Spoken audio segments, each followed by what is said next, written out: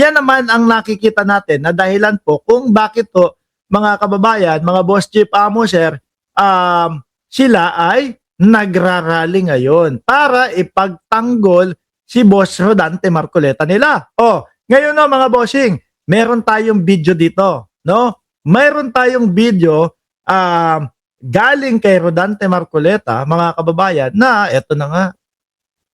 Parang nagmamakaawa na ho eh. No?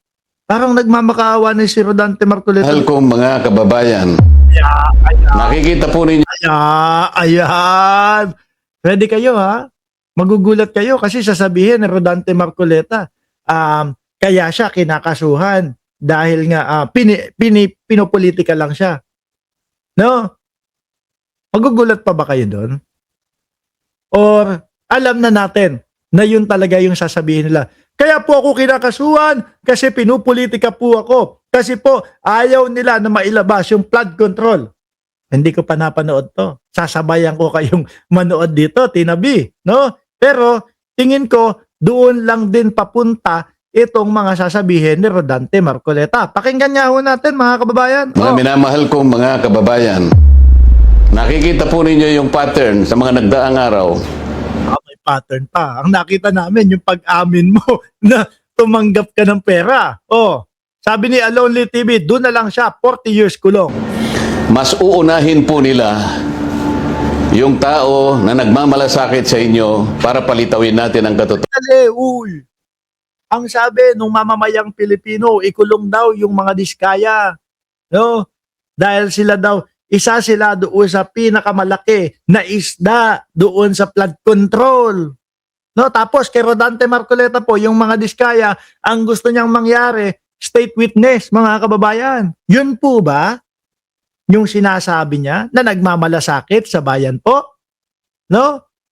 Yung kitang-kita na natin, wala nang lusot yung mga diskaya, pero para kay Rodante Marcoleta ay state witness daw po. Tama ba yun, mga bossing? Parang hindi ho. Ano? No? Ngayon, napapaisip tayo, isa kaya yung mga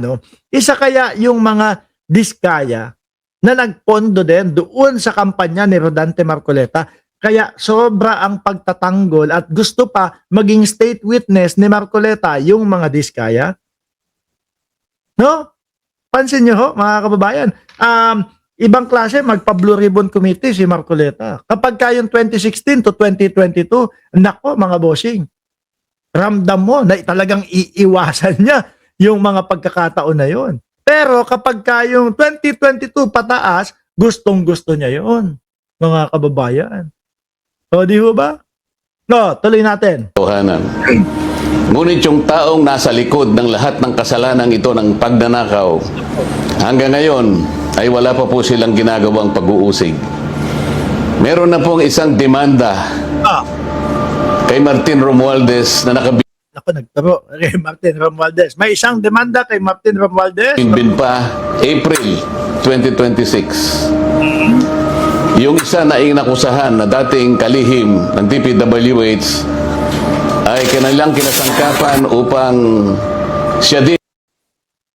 Sabi, tama ka, protector ng diskaya si Marcoleta, sabi ni DBO 335. Tayo naman po, hindi naman natin rekta ang sinasabi na pinoprotektahan ni Rodante Marcoleta ang mga diskaya. Nagtatanong lang tayo doon sa mga naging kilos, galaw, at yung mga ginawa ni Rodante Marcoleta noong sa Senate Blue Ribbon Committee. Pero parang gano'n na nga din, no? Ano?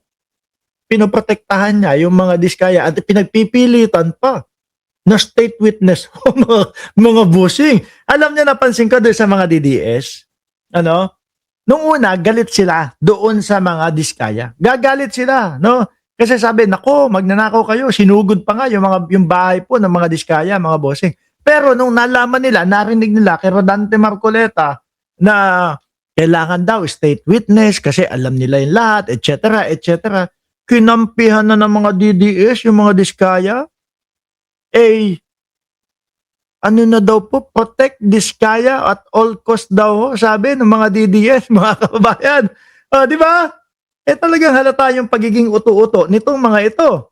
Ay maging state witness. Oh, ayun. At siya Gusto mo state witness? Diskaya.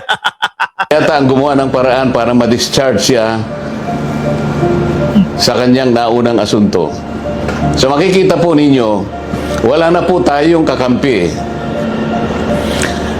Pati mamamayang Pilipino, ayaw na sa'yo, sir. No? Biruin mo, ayan, merong mga 18 Marites, merong mga, doon lang tinabangan sa'yo ang mga Pilipino lalo. Yung 2,000 na kuryente, hanggang ngayon hindi pa rin pinag-uusapan. 2,000, no, pababa na kuryente. O, magiging libre na. Hanggang ngayon, no, hindi na pag-uusapan, mga kababayan, ha. At ito po ay, at ito po, mga boss Chipamo, sir, ay ibinalandra ni Rodante Marcoleta nung panahon pa ho ng eleksyon. Pangalawang pagtabang ng mga mamayang Pilipino sa inyo, sir, yung pagsabi mo na there is no such as West Philippine Sea. Pangatlo, i-give up ang KIG. Oh. Di ba mga bossing? Pang-apat, nung linabas nyo si Gotesa. Ayun, ayaw na talaga. Biruin mo ba naman, maglalabas ka, surprise na witness? Tapos, parang may topak sa ulo, kung ano-ano mga pinagsasasabi ho, mga kababayan, di ba? Sabi ni Ma'am Viola, sabi ni Peluca, Boss Mark, wala daw siyang magagawa dyan. No? Kasi hindi naman kanya ang Meralco. Anak na putik. Binulalas mo, ipinagmalaki mo, sinabi mo, pinaasa mo yung bayang Pilipinas para doon sa 2,000 kuryente, tapos ganun ang sasabihin? Ano yun? Panguuto sa mga Pilipino? kasalanan ko lamang po yung paglingkuran kayo kung kasalanan pong matatawag yan. Na humarap sa kanila ng buong tapang para sa ganon ay malaman ninyo ang totoo. Malaman ninyo kung sino ang nagkasala sapagkat gusto nating papanagutin lahat ng mga taong ito. Ngunit kapag ako'y kanilang inaresto, hindi na po matutuluyan. Akala po nila ay maililibing ito sa limot. Ang isa pa pong inaasahan nila. Bakit naman ganun yung ginamit na background nung editor ni Rodante Marcoleta? Parang ibabaon na sa hukay. Parang nakakatakot to.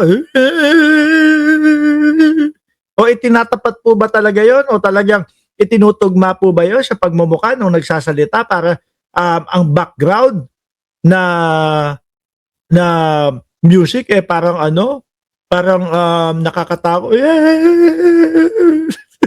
Di ba? Oh, ginagawa mong shield ang taong bayan. Galit na ho. Asar na ho si Jordan G niyan. Oh. Di ba?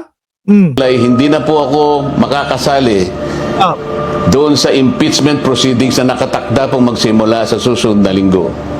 Ayos naman kayo doon, sir. Oh, sa umpisa pa lang po, hindi pa nga nila nakikita yun pong mga ebidensya sa impeachment. Pero may husga na po sila. Ibabasura nila. Di ba? Almond Lee, Sir Almond Lee, shout out po sa inyo. Kailangan makulong si Marcoleta. Isa din ito sa director, Sir Mark. May pa-script pa nga yan, di ba? Meron pang pabasa ho yan. Nung si Orly Gotesa, yung nandun, wag mong kakalimutan. Yung paragraph 20. Di ba? Hindi lang po, director. Meron pang pa-script pa. Sa mga tweet, 2 ibon sa isang putok, mga kababayan. So talagang maliwanag na planado po ito, mga kababayan, kasi Sandali, ano yung pinlano mo? Yung pagsasalita mo na, oo, tumanggap ako no, congressman ako nun. Kasama ka sa nagplano? No? Kasama si Rodante Marcoleta sa nagplano. Balik natin, ulitin natin, ha? Nandito pa ba yun? Ito yata yun, kasama ba to sa plano? Ay, hindi. Tuhanan ng plunder o Hindi yan. Yung mismong pinakita ho natin kanina na sinasabi niya congressman siya nun. Tumanggap siya nun. Ito, yun nyo. bakit talaga? Congressman ako noon kung tanggapin mo ang laganto. Marami sila. Sana wag muna kaming i-disclose ang ID. Diyan siya na, mga kababayan, diyan siya, yan ang dahilan kung bakit makakasuhan po si Rodante Marcoleta. Ibig sabihin, kasama ka sa pagpaplano para makasuhan ka. Naguguluhan kami sa iyo, Marcoleta.